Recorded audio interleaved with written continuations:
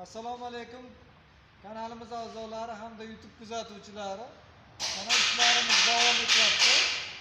Hozir Qashqadaryo viloyatining Koson tumanidan klientimiz kelgan. Mana zakasi bo'yicha stanovga deyarli yaqinlashib qoldi.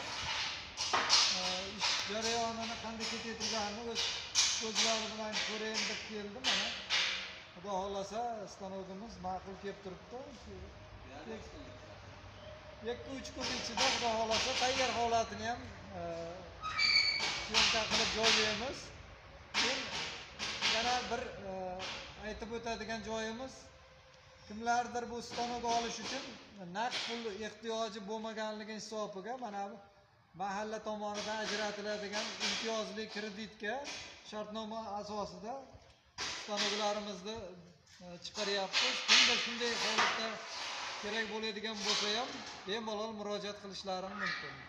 E'tiborlaring uchun rahmat.